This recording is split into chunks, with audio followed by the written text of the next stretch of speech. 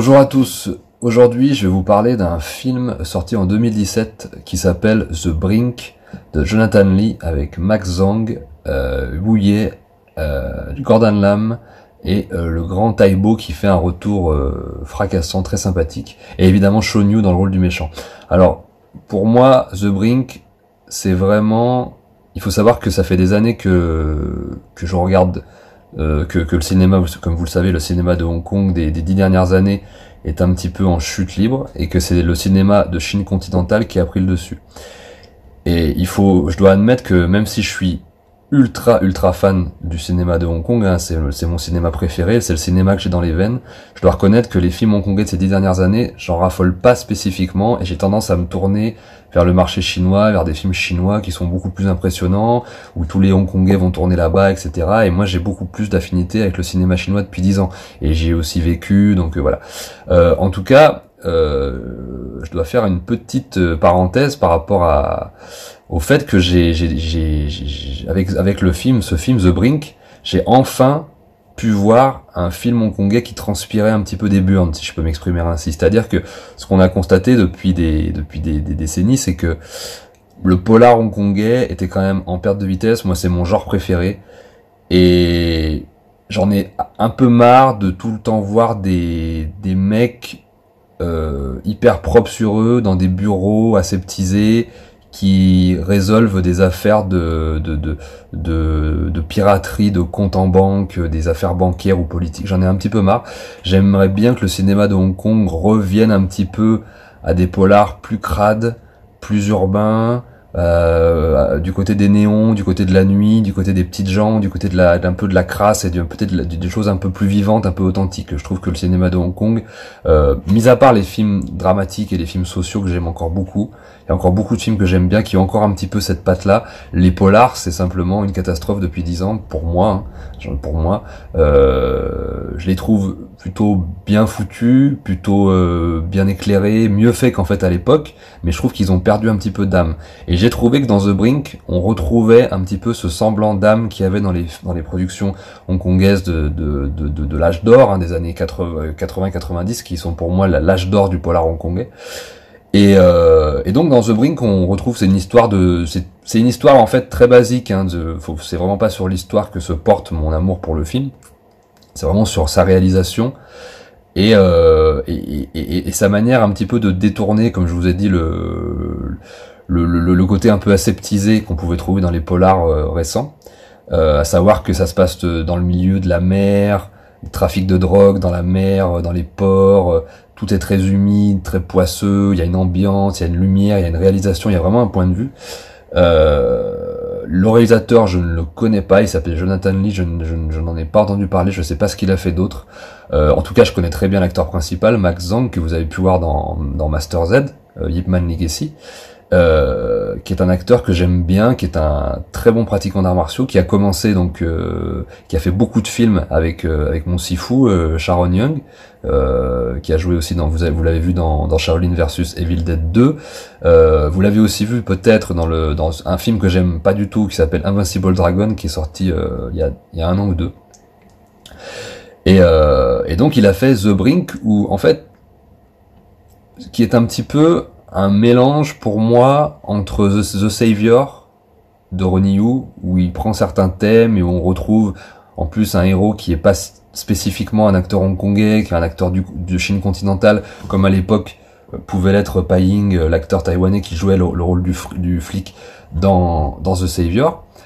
Et donc c'est aussi un mélange, voilà, moi je trouve, entre The Savior et des polars kung-fu des années 80, type Tiger Cage, type Sens du devoir. Je trouve c'est un peu un mix entre les deux, puisque il y a à la fois il y a un côté polar un peu intense, avec une histoire un peu, et puis c'est très violent, c'est très dur, c'est très noir, et en même temps des coups de masse, des coups de pied, des trucs, des coups de poing et des machins. Donc c'est un espèce de truc un peu hybride, mais ça fait plaisir. C'est plus vivant, je trouve, que d'habitude, que ce qu'on peut trouver dans les productions hongkongaises. Je vous dis encore une fois, notamment les polars. Mais c'est vrai que c'est très difficile de faire du polar aujourd'hui par rapport, il est vrai, même moi qui défends beaucoup le cinéma chinois, je dois quand même admettre que par rapport au polar, on a perdu quelque chose dans le sens où il faut répondre à certaines normes et à certains codes et à certains points que la Chine refuse un petit peu de mettre un peu en avant, notamment des personnages un peu ambigus, comme on pouvait en trouver dans les polars d'avant, c'est-à-dire un flic méchant et un gentil gangster, c'est plus tellement possible. Et du coup, les polars hongkongais s'adaptent un peu plus au marché chinois, du coup, ça bloque un peu.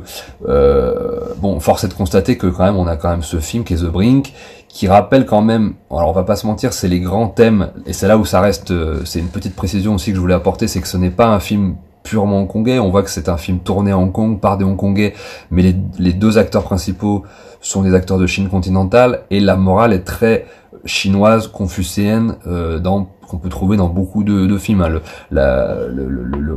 On lutte contre la drogue, on lutte contre la cupidité, mais qui est un thème qui était déjà présent dans les films hongkongais de l'époque. Hein. Tous les films, enfin la plupart des films hongkongais, particulièrement des polars ou des héroïdes bloodshed de l'époque, c'était toujours la confrontation entre un héros valeureux et un méchant cupide. C'était très souvent ça. C'est très souvent ce questionnement qui se retrouve au cœur des fictions chinoises.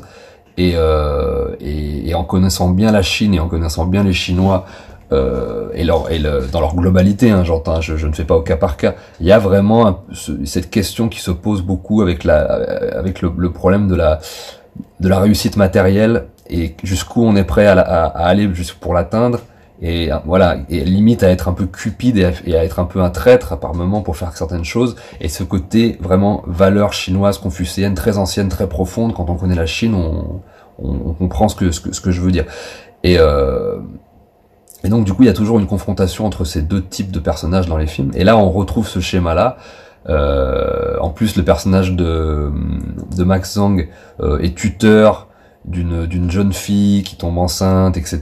Donc il y a aussi ce côté très paternaliste, très moralisateur, mais que moi je défends. C'est des valeurs que je défends du fait de ma propre vie. Je veux dire, j'ai connu des gens qui ont connu des problèmes de drogue, d'addiction, de tout ça, et qui les a emportés, et d'autres gens qui ont avorté, etc. Donc moi, j'ai plutôt tendance à être du côté de la morale chinoise dans ma vie d'homme de 30 ans d'aujourd'hui, mais je peux comprendre que ça peut en rebuter certains, et je peux comprendre que les gens qui aimaient les polars un peu durs purs et durs de cette époque soient déçus. En tout cas, voilà, je pense que vous y trouverez un petit peu de tout. Il y a finalement la morale chinoise qui revient à la fin, qui n'est pas pour me déplaire, mais qui peut en déplaire, en décontenancer certains.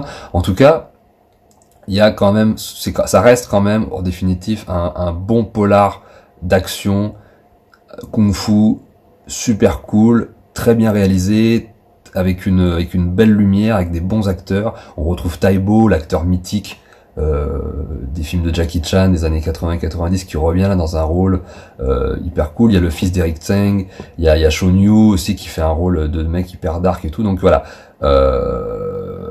J'espère que ça vous aura donné envie de le voir. En tout cas, en ce qui me concerne, c'est, je sais que je vais pas me faire des amis, mais c'est peut-être la meilleure chose que j'ai vue à Hong Kong depuis depuis 10 ans pratiquement.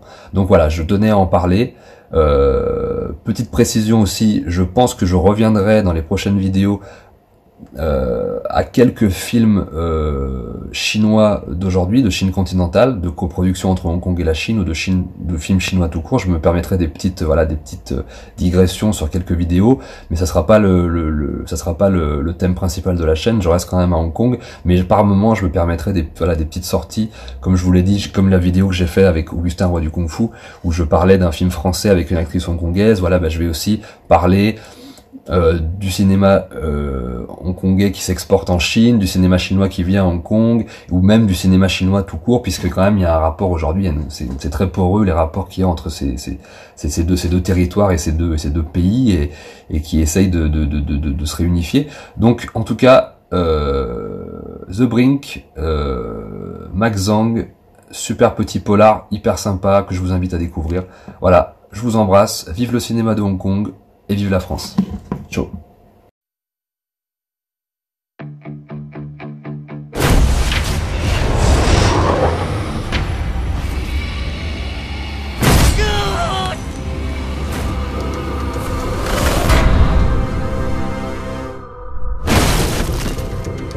咩標記都冇，應該係黑市黃金。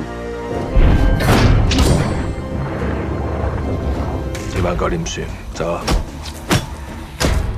我唔會累到你。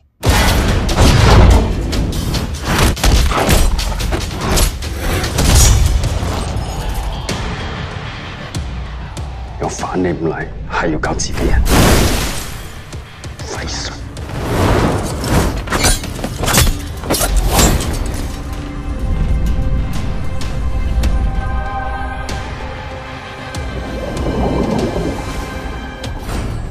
你醒未啊？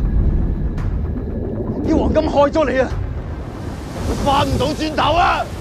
你寧願自己條命都唔要，都要拉佢。我靠你，話俾我聽阿德喺邊？救人咁嘅樣嘅咩？